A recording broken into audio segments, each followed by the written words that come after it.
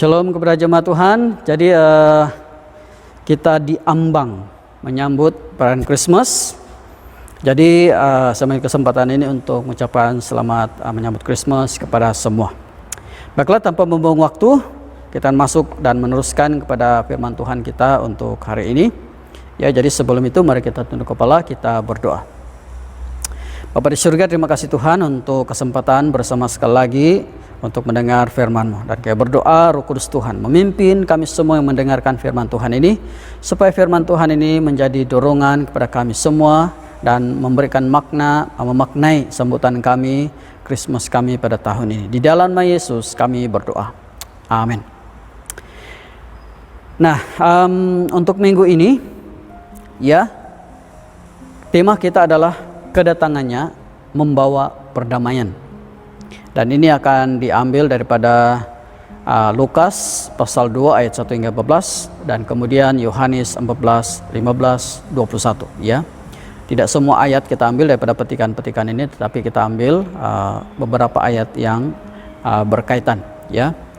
Jadi sebagai pendahuluan saya baca petikan dalam Lukas pasal 2 ayat 10, ayat 11 dan 14. Firman-Nya berbunyi seperti ini. Lalu kata malaikat itu kepada mereka, jangan takut sebab sesungguhnya aku memberitakan kepadamu kesukaan besar untuk seluruh bangsa. Hari ini telah lahir bagimu juru selamat, yaitu Kristus Tuhan di kota Daud. Kemuliaan bagi Allah di tempat yang maha tinggi dan damai sejahtera di bumi di antara manusia yang berkenan kepadanya. Jadi kalau kita perhatikan pemberitaan kelahiran Yesus dimulai dengan kata-kata jangan takut. Dan bagaimana kata-kata ini bermakna kepada para gembala pada malam itu.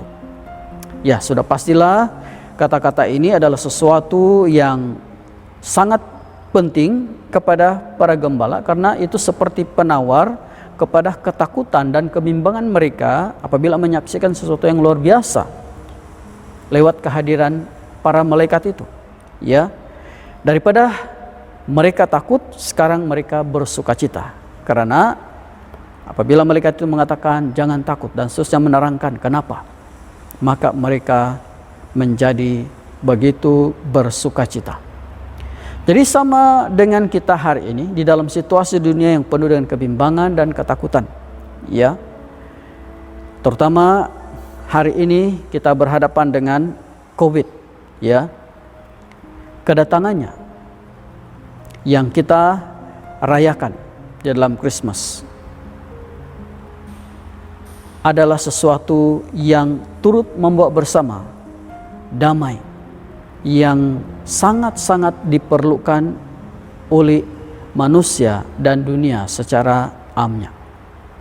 Persoalannya adalah apakah damai yang dibawa oleh kedatangannya ini? Dan mengapa damai yang dibawa oleh Yesus ini berbeza dengan damai yang dunia berikan?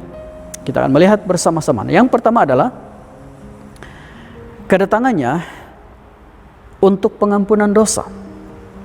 Ya. Dalam Matius pasal 1 ayat 21, ia akan melahirkan anak laki-laki dan engkau akan menamakan dia Yesus, karena dialah yang akan menyelamatkan umatnya dari dosa mereka. Jadi kita melihat di sini kedatangannya ini adalah sesuatu perkara yang mana untuk membawa pengampunan dosa. Dan itulah yang menjadi intipati Injil, yaitu dia datang menjadi manusia supaya dia akan menanggung dosa kita dan seterusnya dia akan disalibkan, membawa bersama dosa kita, dihukum mati, dan kemudian kita tahu pada hari yang ketiga dia bangkit.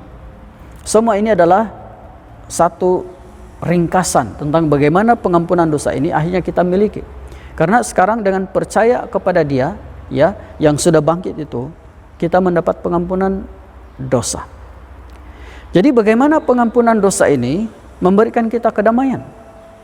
Karena yang pertama adalah melalui pengampunan dosa ini kita dapat dipulihkan kembali, ya. Pengampunan dosa ini memulihkan hubungan kita semula dengan Tuhan. Karena dosa telah memutuskan hubungan kita dengan Tuhan. Ya. Tapi sekarang dengan pengampunan dosa kita dapat dipulihkan kembali hubungan kita dengan Tuhan. Jadi dengan pulihnya hubungan kita dengan Tuhan, maka secara otomatik, ya, karena Allah adalah sumber damai sejahtera, kita juga sekarang memiliki sumber damai itu. Dan karena itulah kita memiliki damai sejahtera tersebut. Nah, selain daripada itu, melalui hubungan yang dipulihkan ini, kita sekarang mendapat kehidupan kekal. Ya, karena kita tahu dosa itu adalah akar segala kejahatan. Dan dia telah merampas kita, bukan saja sukacita dan damai sejahtera kita, tapi juga telah merampas kehidupan kekal yang diberikan oleh Tuhan kepada kita sebelumnya. Karena dosa upahnya adalah maut. Tapi dengan pengampunan dosa ini, sekarang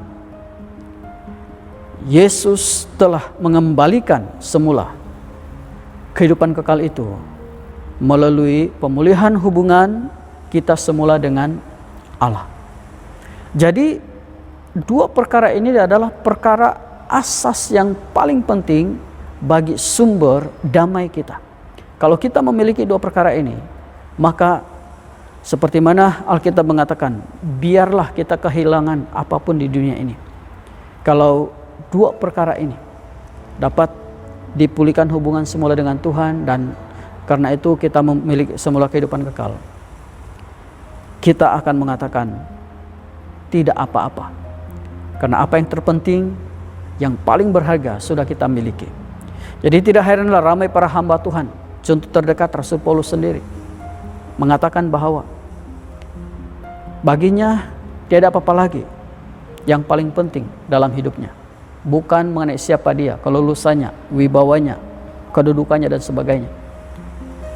Tetapi apa yang paling penting, dia mengatakan dia sudah miliki, dan itulah kekuatannya, itulah kedamaiannya, itulah yang menjadi sumber sukacitanya. Jadi itu sebab yang pertama, mengapa kedatangannya ini membawa damai.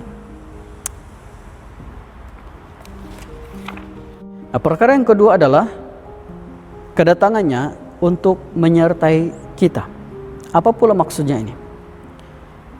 Dalam Matius pasal 1 ayat 23 mengatakan, sesungguhnya anak darah itu akan mengandung dan melahirkan seorang anak laki-laki, dan mereka akan menamahkan dia Immanuel, yang berarti Allah menyertai kita.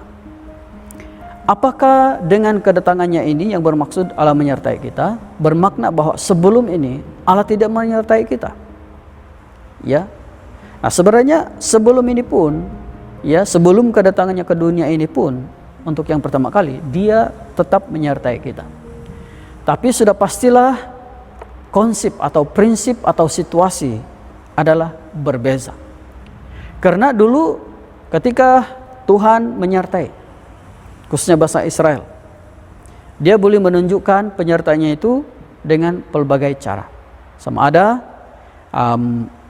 melalui hamba-hambanya, para nabi, atau melalui pribadi, ya, seperti Yakub dan sebagainya, selalu bertemu, kadang-kadang bertemu dengan Tuhan secara pribadi, atau dalam kelompok yang besar, seperti mana ketika mereka berada di padang gurun, bagaimana Tuhan menyediakan makanan kepada mereka, bagaimana pada waktu siang dia menjadi seperti tiang awan, dan pada waktu malam dia seperti tiang api dan sebagainya.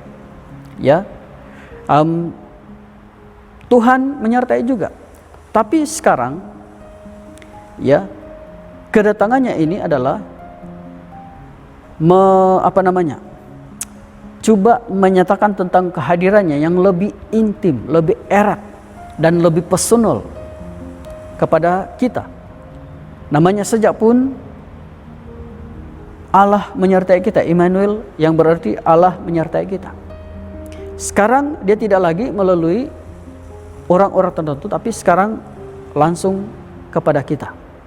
Dan ini terjadi setiap masa, setiap saat. Artinya penyertanya ini adalah pada hari biasa. Maksudnya walaupun mungkin kita tidak menyadari, tapi Setiap saat dia ada. Pada waktu kita berehat, pada waktu kita bekerja, pada waktu kita tidur, pada waktu kita mungkin melakukan segala perkara yang kita buat, dan pada masa itu kita tidak ingat Tuhan pun, masa itu dia tetap menyertai kita.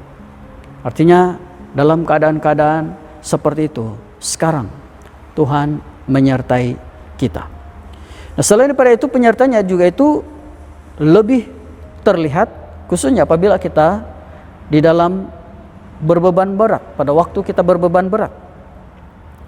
Dan di sini dikatakan dalam 1 Korintus pasal 10 ayat 13, dikatakan di situ, percobaan-percobaan yang kamu alami ialah percobaan-percobaan yang biasa, yang tidak melebihi kekuatan manusia, sebab Allah setia, dan karena itu Ia tidak akan membiarkan kamu dicobai melampaui kekuatanmu. Pada waktu kamu dicobai, Ia akan memberikan kepadamu jalan keluar sehingga kamu dapat menanggungnya. Nah, ini satu lagi pernyataan mengenai bagaimana Dia menyertai kita. Kalau yang pertama tadi, Dia menyertai kita setiap masa, sama ada kita sadar atau tidak. Ya, sekarang Dia menyertai kita pada waktu kita dicobai, ini dalam situasi di mana kita benar-benar memerlukan Dia. Dan dikatakan Dia tidak akan membiarkan kita, malah cabaran yang kita hadapi tidak akan pernah melampaui kemampuan kita. Kalau timbul persoalan, jadi kenapa akhirnya ada orang Kristen yang tewas, maksudnya sampai terbunuh dan sebagainya, atau ada yang kadang-kadang akhirnya tidak dapat mengelak, tidak dapat lepas daripada penyakit, tidak dapat lepas daripada masalah. Di mana kebenaran Tuhan di sini tentang kata-katanya ini? Nah, maksudnya Tuhan di sini adalah benar bahwa dunia mungkin sampai ke tahap di mana mengakhiri hidup kita sekalipun, penyakit mungkin boleh memakan tubuh kita sampai mati dan sebagainya. Ya.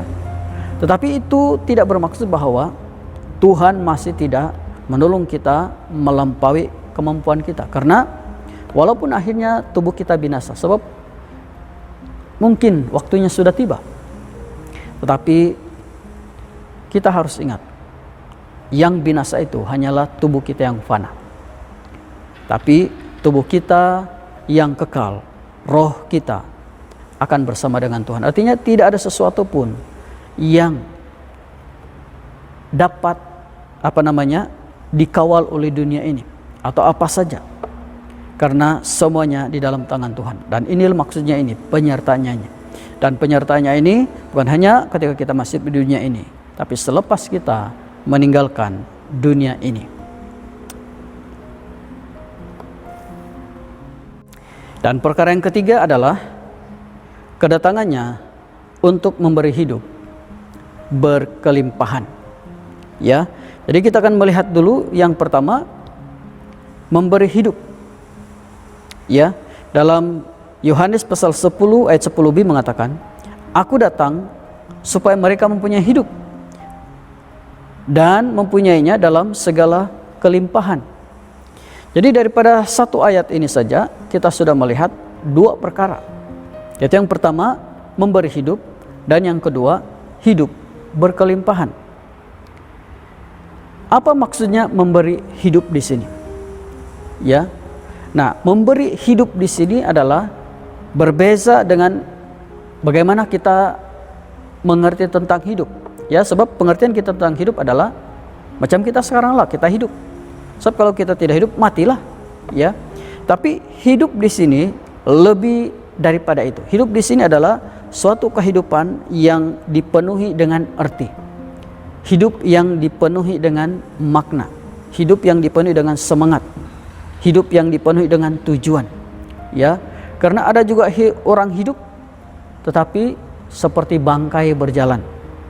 Ya. Maksudnya di situ tiada sesuatu yang menarik dalam hidupnya. Tiada hala tuju dalam hidupnya.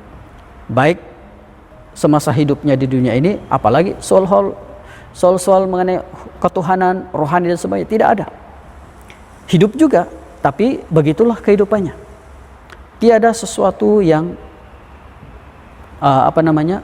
menjadi sesuatu kekuatan, sehingga hidup itu tiada arti apa-apa. Tapi kedatangannya ini memberikan kita hidup yang hidup, ya, itu maksudnya. Karena dengan memiliki dan menerima Kristus dalam hidup kita menjadi sesuatu yang berbeza. Hidup kita menjadi sesuatu yang bermakna. Dan inilah yang dimaksudkan dengan hidup berkelimpahan.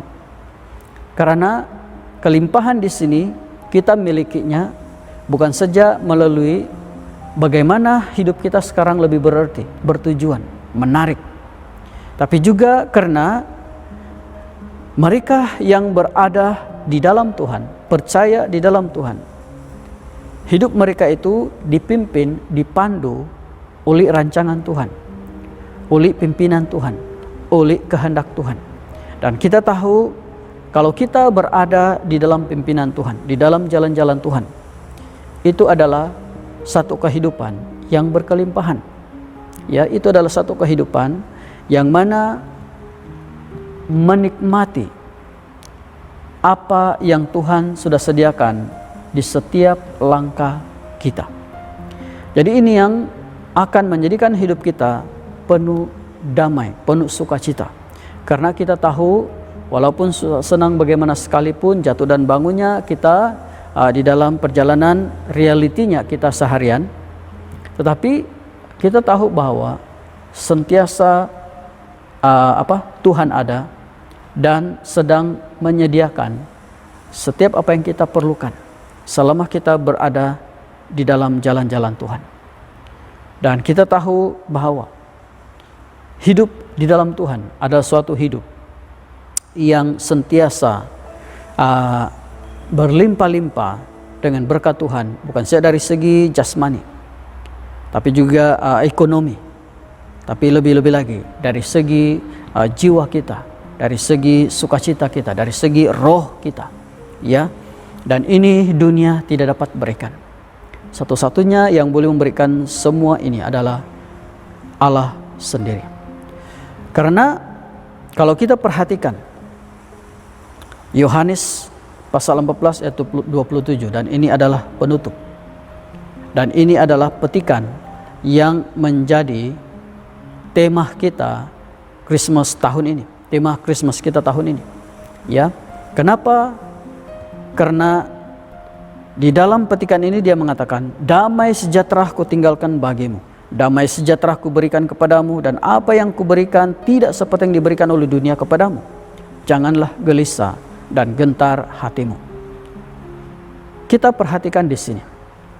Kenapa kedatangannya membawa damai? Karena bukan setekat apa yang telah kita dengar daripada poin pertama, kedua, dan ketiga tadi. Tetapi sekarang ini, selepas dia kembali ke surga, ya, Tuhan menjanjikan seorang penolong. Ya, Tuhan seperti memahami situasi kita hari ini. Karena pada masa itu Tuhan bercakap kepada murid-muridnya sebenarnya. Ya, karena pada waktu itu murid-muridnya sangat bergantung kepada dia. Tapi persoalan bagaimana nanti kalau dia sudah kembali ke surga?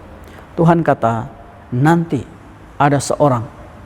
Sebab konteks petikan ini adalah Yesus menjanjikan penghibur, ya, yaitu bercakap tentang Roh Kudus. Dan dialah sekarang yang tinggal di dalam kita, Roh Kudus Tuhan. Dialah yang berbicara kepada kita, dialah yang meyakinkan kita, dialah yang menjadi sumber damai kita. Karena setiap kali kita berhadapan dengan perkara-perkara yang mungkin boleh menarik damai kita, menarik sukacita kita, roh damai itu, roh sukacita itu akan menghibur kita, akan menguatkan kita, akan mendorong kita.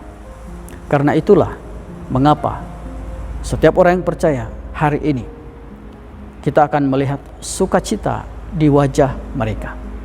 Walau bagaimana keadaan mereka secara reality, tapi sukacita sentiasa ada di wajah mereka. Karena apa?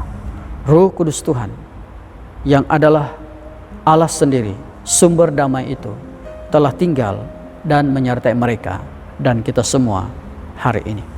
Jadi semoga damai sejahtera Tuhan yang telah Tuhan berikan kepada kita, yang telah Dia janjikan kepada kita ini, benar-benar terus kita rasai, kita nikmati, dan berjalan bersama dengan Dia sepanjang hidup kita. Semoga Tuhan berkati. Mari kita tunduk kepala, kita berdoa. Bapa di surga, terima kasih Tuhan untuk firman-Mu. Dan kami bersyukur sekali lagi untuk firman-Mu ini, yang mana menguatkan kami dan mendorong kami. Karena kami percaya hanya di dalam Engkau kami memperoleh damai sejahtera. Di tengah dunia yang mencabar sekarang ini, Engkaulah kekuatan kami, Engkaulah sumber damai kami. Dan kiranya damai sejahtera ini juga akan terus menyertai perjalanan kami dalam tahun-tahun seterusnya, khususnya dalam kami melangkah tahun baru 2021. Terima kasih Tuhan, di dalam Yesus Kristus kami berdoa. Amin.